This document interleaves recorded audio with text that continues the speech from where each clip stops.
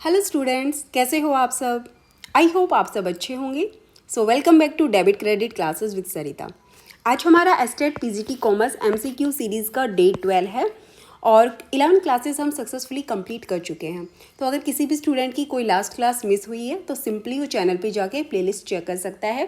Playlist का नाम है पीजीटी एस्टेट पीजीटी कॉमर्स, ठीक है। इसके नाम से आपको प्लेलिस्ट मिलेगी और उसमें आपको सारी क्लासेस सीक्वेंस वाइज मिल जाएंगी। तो चलिए स्टार्ट करते हैं आज का सेशन। और आज के सेशन में हम कवर करेंगे बिजनेस मैनेजमेंट से रिलेटेड मोस्ट इंपॉर्टेंट एमसीक्यूज को। क्वेश्चन नंबर 270 से स्टार्ट करेंगे आज। स्टेटमेंट 1 दी हुई है, स्टेटमेंट 2 दिया है। आपको बताना है कौन सा स्टेटमेंट करेक्ट है और कौन सा इनकरेक्ट है। तो स्टेटमेंट 1 है management control seek to compel events to conform to plans. तो ये स्टेटमेंट बिल्कुल करेक्ट है। देखो, ये कंट्रोलिंग फंक्शन का एग्जैक्ट सेंस बता रहा है ये सेंटेंस।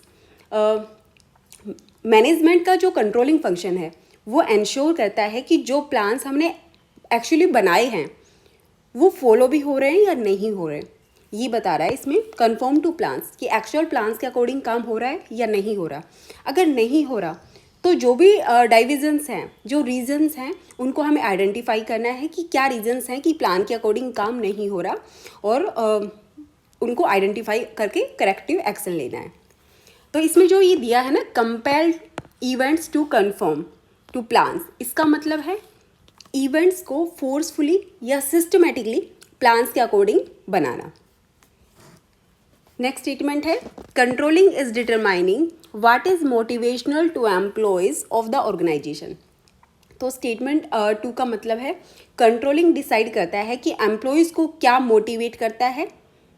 सो ये रॉन्ग स्टेटमेंट है, क्योंकि कंट्रोलिंग कभी भी ये डिसाइड नहीं करता कि एम्प्लॉयज़ को मोटिवेशन कैसे मिले, वो कैसे मोटिवेट हों। कंट्रोलिंग का ये फंक्शन नहीं है, क्योंकि कंट्रोलिंग का काम सिर्फ होता है मॉनिटर करना और उसको करेक्ट करना। कोई भी जो एक्शन हो उसको करेक्टिव एक्शन लेना, ये होता है कंट्रोलिंग का काम, ठीक है। तो मोटिवेशन कंट्रोलिंग का काम नहीं होता, इसलिए ये वाला स्टेटमेंट रॉन्ग है। तो राइट आंसर आपका हो जाएगा option A, statement 1 is correct but statement 2 is incorrect.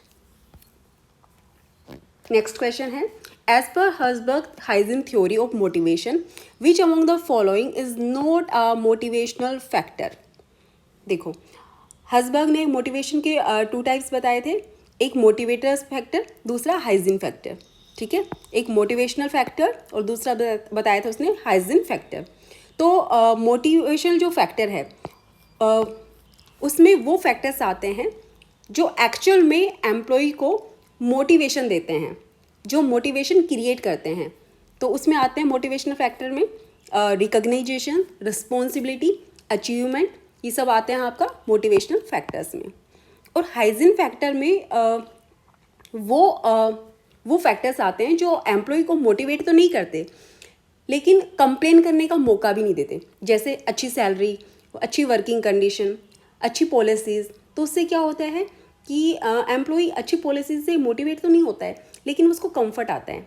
अच्छी वर्किंग कंडीशन है अगर किसी ऑफिस की, तो अच्छी वर्किंग कंडीशन से कंफर्ट जोन मिलता है एम्प्लॉय को, लेकिन मोटिवेशन नहीं मिलता, ठीक है।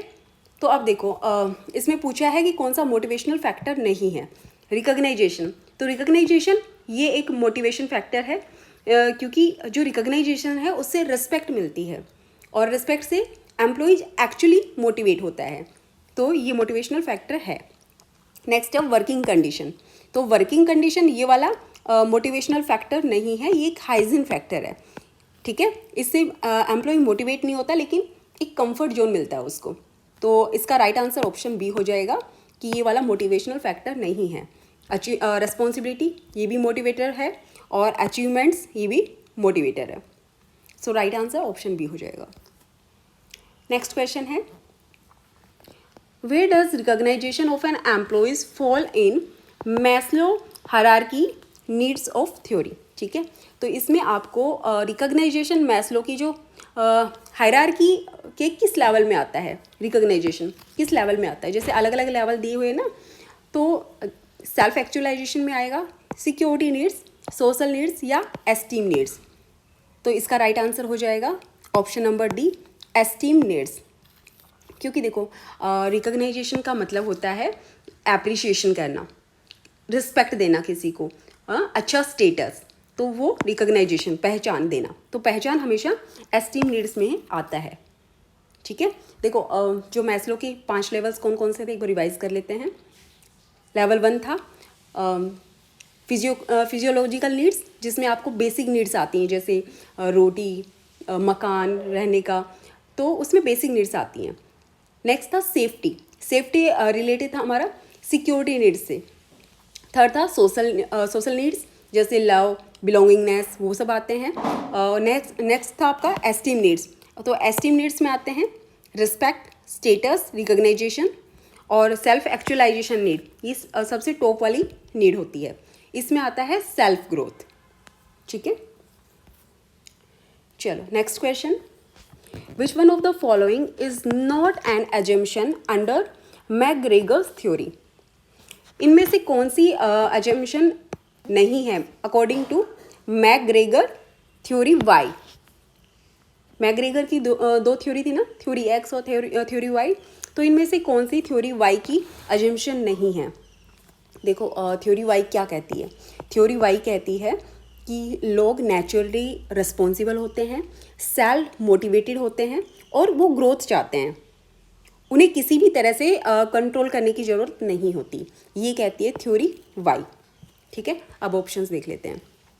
ए है commitment to objectives is in proportion to the rewards associated with their achievements, मतलब जितना बड़ा रिवार्ड मिलेगा उतना ही ज़्यादा कमिटमेंट होगी गोल अचीव करने के लिए। तो ये थ्योरी वाई की एजम्पशन है, तो ये तो राइट है। Next, intellectual potentialities of average human beings are only partially utilised, means आज के जो मॉडर्न वर्क प्लेस में लोग अपनी फुल कैपेसिटी यूज़ नहीं कर पा रहे। सो ये भी थ्योरी वाई की एजम्पशन है। Next, external control and punishments are the only means for producing efforts, means लोग सिर्फ तब काम करते हैं जब उन्हें कंट्रोल किया जाता है या फिर पनिशमेंट का डर हो। तो ये थ्योरी वाई की एजम्पशन नहीं है, ये थ्योरी एक्स की एजम्पशन है। तो इसका क्वेश्चन का राइट आंसर यही हो जाएगा, ऑप्शन नंबर सी। और ये वाली भी थ्योरी वाई की एजम्पशन है, तो ये वाली थ्योरी एक्स की एजम्पशन है, इसलिए right answer option number C हो जाएगा। Which among the following is not a primary determinant of organizational structure? Means organizational structure बनाने के लिए इनमें से जो मेन फैक्टर्स में से कौन सा फैक्टर नहीं है, कौन सा मेन फैक्टर नहीं है? फर्स्ट है chain and span, capacity and lower needs, power and control, differentiation and integration. So इसका राइट आंसर हो जाएगा option number B, capacity and lower needs. देखो ऑर्गेनाइजेशन स्ट्रक्चर के ना मेन फैक्टर्स कौन कौन से होते हैं? Chain of command, span of control, power and authority and differentiation and integration. ठीक है, ये सब मिलके डिसाइड करते हैं कि कंपनी का स्ट्रक्चर कैसा होगा। सो ये वाला डिटर्मिनेंट नहीं है। नेक्स्ट क्वेश्चन है which one of the following is not an example of semantic barrier? देखो ये पूछ रहा है कि सिमेंटिक जो बैरियर होता है, सिमेंटिक बैरियर्स कौन से होते हैं? सिमेंटिक बैरियर मीन्स जो लैंग्वेज रिलेटेड प्रॉब्लम्स आती हैं जिसमें तो उसका एग्जांपल इनमें से कौन सा नहीं है जो लैंग्वेज से रिलेटेड बैरियर है? देखो सिमेंटिक बैरियर लैंग्वेज या फिर वर्ड्स की वजह से मिसअंडरस्टैंडिंग जो होती है उसको बोलते हैं सिमेंटिक बैरियर। जैसे गलत वर्ड्स यूज़ करना, डिफरेंट मीनिंग वाले वर्ड्स या सिम्बल्स यूज करना, या फिर कोई ट्रांसलेशन जो एरर होती है उसकी वजह से बैरियर। तो ऑप्शंस देखते हैं। ऑप्शन ए है पुअरली चूजन वर्ड्स और फ्रेजेस, तो देखो ये सिमेंटिक बैरियर है। नेक्स्ट है फॉल्टी ट्रांसलेशन, तो ये भी हमारा लैंग्वेज एरर है, तो ये भी सिमेंटिक बैरियर होगा। Use of symbols that have various meaning, means ऐसे डिफरेंट मीनिंग वाले वर्ड्स को यूज़ करना जो कन्फ्यूजन क्रिएट करते हैं, तो ये भी सिमेंटिक बैरियर है। Guarding against certain type of information, means ये एक साइकोलॉजिकल बैरियर है, सिमेंटिक बैरियर नहीं है, तो इसका राइट आंसर ऑप्शन डी हो जाएगा। Which of the following is not true about matrix organisation. इनमें से मैट्रिक्स ऑर्गेनाइजेशन के बारे में कौन सा स्टेटमेंट सही नहीं है। देखो मैट्रिक्स ऑर्गेनाइजेशन क्या होता है। मैट्रिक्स ऑर्गेनाइजेशन एक ड्यूअल अथॉरिटी वाला ऑर्गेनाइजेशन होता है, जिसमें 2 अथॉरिटी वाले सिस्टम होता है। एम्प्लॉयज़ का एक साथ क्या होता है, फंक्शनल मैनेजर और उसके साथ में प्रोजेक्ट मैनेजर, इन दोनों को रिपोर्ट करना पड़ता है, तो उसको बोलते हैं हम मैट्रिक्स ऑर्गेनाइजेशन। ठीक है, तो इसके क्या क्या की फीचर्स होते हैं। इसके देखो की फीचर्स होते हैं कि इसमें ड्यूअल अथॉरिटी होती है, जैसे एक एम्प्लॉयज़ को 2 बॉसेस को रिपोर्ट करना पड़ता है एक साथ, और जो रिसोर्सेज हैं उनकी शेयरिंग होती है। Resources sharing means same employees को डिफरेंट प्रोजेक्ट्स में यूज़ करना, वो होता है। तीसरा इसका होता है फ्लेक्सिबिलिटी। मैट्रिक्स जो ऑर्गेनाइजेशन है वो फ्लेक्सिबल होता है, मीन्स ये जो परमानेंट नेचर वाला स्ट्रक्चर नहीं होता। जैसे ही प्रोजेक्ट ख़त्म हुआ ये वाला ऑर्गेनाइजेशन भी ख़त्म हो जाएगा, तो ये परमानेंट स्ट्रक्चर नहीं है। ठीक है, तो नेक्स्ट है इसका एक कॉन्फ्लिक्ट भी इसमें पॉसिबल है। जैसे मैट्रिक्स ऑर्गेनाइजेशन में 2 बॉसेस को आपको रिपोर्ट करना पड़ता है, इससे क्या होता है, कन्फ्यूज़न क्रिएट हो सकता है। ठीक है, चलो ऑप्शंस देखते हैं इसके बारे में कौन सा स्टेटमेंट सही नहीं है। ए है इट इज़ रिलेटिवली परमानेंट, तो परमानेंट तो ये बिल्कुल नहीं होता। मैट्रिक्स ऑर्गेनाइजेशन एक टेम्परेरी स्ट्रक्चर होता है, तो इसका ऑप्शन ए है वो राइट आंसर हो जाएगा, ये इससे रिलेटेड नहीं है। Next, the popular statement if all you have is an hammer everything looks like a nail is given by. देखो ये थ्योरी किसने दी थी कि अगर सब कुछ मतलब if all you have hammer तो आपको सब कुछ नेल जैसा लगेगा। तो ये थ्योरी दी थी हम अब्राहम मैस्लो या हेनरी फ्योल, F.W. टेलर या फ्रेडरिक हर्ट्ज़बर्ग। तो इसका जो राइट आंसर है वो हो जाएगा ऑप्शन नंबर ए, अब्राहम मैस्लो। ये थ्योरी दी थी इसने। देखो जो मैस्लो ने जो उसकी एक फेमस बुक थी साइकोलॉजी ऑफ साइंस, तो उसने 1966 में ये बुक पब्लिश की थी। और जो ये बुक पब्लिश की थी जो साइकोलॉजी ऑफ साइंस, इसमें इसने ये वाली थ्योरी दी थी। नेक्स्ट क्वेश्चन है मैच द फॉलोइंग। तो इसमें आपको लिस्ट 1 दी है, लिस्ट 2 दी है, आपको लिस्ट 1 से लिस्ट 2 को मैच करना है। लिस्ट 1 में दिया है A to check quality of work, means देखो जो क्वालिटी किसी काम की जो क्वालिटी चेक करते हैं, तो ये काम कौन करता है, ये काम करता है इंस्पेक्टर, तो इसका ए हो जाएगा फर्स्ट का। बी है to see that work is completed in time, ये कौन देखता है कि टाइम से काम कंप्लीट हुआ है या नहीं, ये काम करता है स्पीड बॉस, तो इसका हो जाएगा A. Next to check absenteeism of workers, ये आता है शॉप डिसिप्लिन के अंडर, तो इसका राइट आंसर हो जाएगा 4। To issue instructions regarding methods of work, तो ये काम करता है इंस्ट्रक्शन कार्ड क्लर्क, तो इसका होगा डी। तो राइट आंसर हमारा हुआ ऑप्शन बी।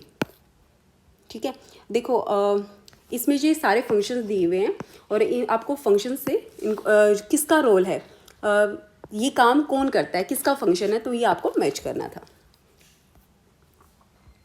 नेक्स्ट क्वेश्चन है who divided all activities of organisations into 6 groups, technical, commercial, financial, security, accounting and managerial. देखो ऑर्गेनाइजेशन की जो एक्टिविटीज़ है ना, इनको 6 पार्ट्स में किसने डिवाइड किया था।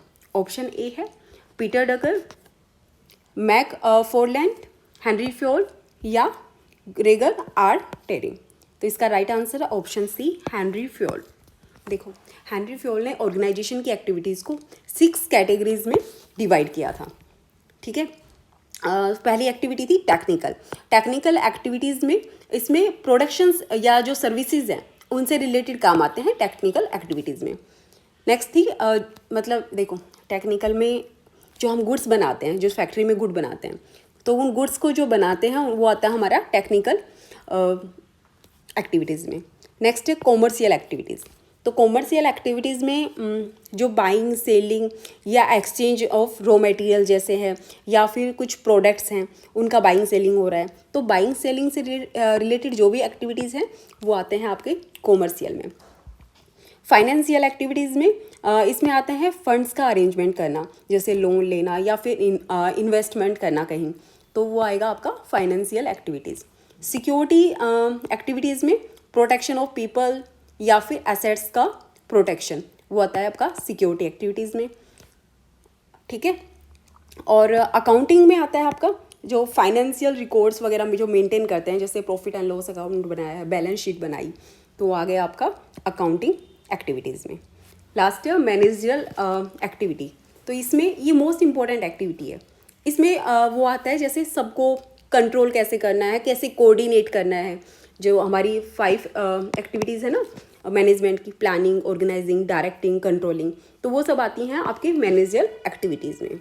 तो ये है हेनरी फ्योल की 6 एक्टिविटीज़। तो इसका राइट आंसर ऑप्शन सी था कि ये एक्टिविटीज़ हेनरी फ्योल ने दी थी।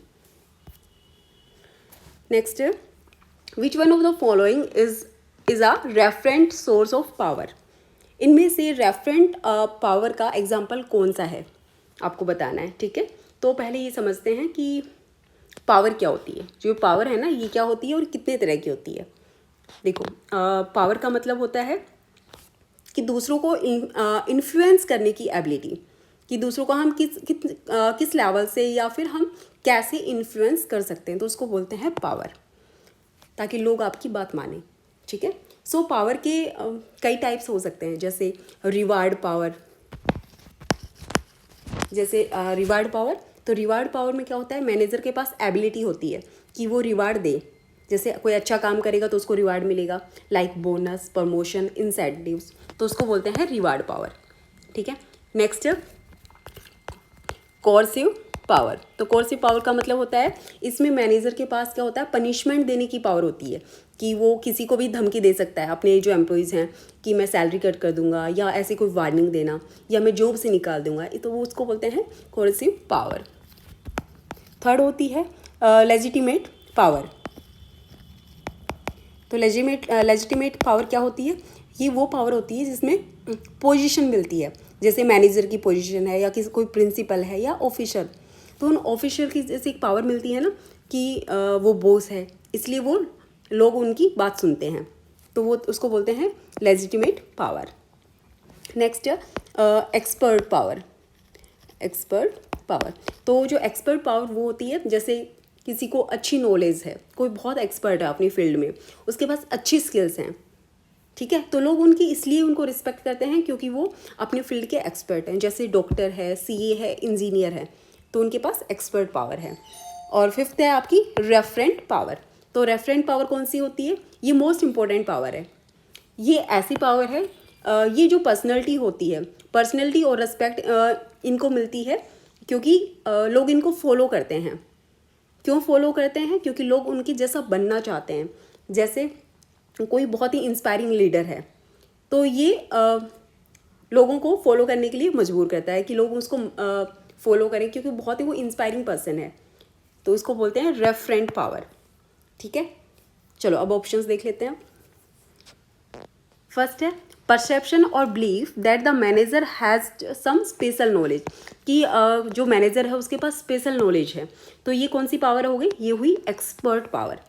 बी है manager's desire to identify with और इमिटेट द सबॉर्डिनेट, मीन्स जो एम्प्लॉयज़ और जो एम्प्लॉयज़ हैं वो मैनेजर के जैसा बनना चाहते हैं, तो इसको बोलते हैं रेफरेंट पावर, ठीक है। तो इसका राइट आंसर ऑप्शन बी हो जाएगा, ये रेफरेंट पावर का एग्जाम्पल है, क्योंकि जो एम्प्लॉय हैं वो मैनेजर के जैसा बनना चाह रहे हैं, वो मैनेजर को फॉलो कर रहे हैं, मैनेजर है वो बहुत ही इंस्पायरिंग पर्सनैलिटी का पर्सन है, ठीक है। ऑप्शन सी और डी भी देख लेते हैं। Ability of managers to reward the subordinates for obeying order, means काम ऐसा करो कि आपको रिवार्ड मिले, तो ये इसको बोलते हैं रिवार्ड पावर। डी है ability of managers to punish to subordinates, तो ये कौन सी पावर हुई, ये हुई coercive power, coercive. Next question है according to Herzberg two factor theory which one of the following is not a maintenance factor इनमें से कौन सा हर्ट्जबर्ग का मेंटेनेंस फैक्टर नहीं है? ऑप्शंस हैं अफिलिएशंस एंड एक्सेप्टेंस, एस्टीम और स्टेटस, सिक्योरिटी और सेफ्टी, और फिजियोलॉजिकल नीड्स। तो इसका राइट आंसर है ऑप्शन ए, अफिलिएशन और एक्सेप्टेंस। क्योंकि देखो अफिलिएशन और जो एक्सेप्टेंस है ये मैस्लो के सोशल नीड्स का पार्ट है, हर्ट्जबर्ग के पार्ट्स नहीं है ये हैं मैस्लो के सोशल नीड्स की पार्ट है एक्सेप्टेंस और अफिलिएशन। ठीक है, तो राइट आंसर इसका ऑप्शन नंबर ए हो जाएगा। नेक्स्ट क्वेश्चन है Honeywell incorporation's move from hierarchical management structure to much flatter and team based structure is a good description of which one of the following. एक company है Honeywell incorporation, उसने अपना structure change किया है। पहले वो hierarchical structure follow करती थी, अब वो फ्लैट और टीम बेस्ड स्ट्रक्चर फॉलो करती है। तो ये चेंज किस कॉन्सेप्ट को रिप्रेजेंट करता है? ऑप्शंस हैं centralisation, decentralisation, span of control, work specialisation. तो इसका राइट आंसर है ऑप्शन बी, डिसेंट्रलाइजेशन। देखो पहले जो इसमें जो बॉस होता था वो डिसीजंस लेता था सारा, क्योंकि इसमें बहुत सारे लेवल्स होते थे और जो टॉप पे जो बॉस था वो ही डिसीजन लेता था। लेकिन जो फ्लैटर वाला सिस्टम होता है इसमें टीम है वो अपना उनको पावर मिल जाती है और वो अपने डिसीजन खुद ले सकती है। ठीक है, तो ये वाला डिसेंट्रलाइजेशन को रिप्रेजेंट करता है। नेक्स्ट क्वेश्चन है matrix structure is the realisation of two dimensional structure from which two dimensionals is matrix structure created.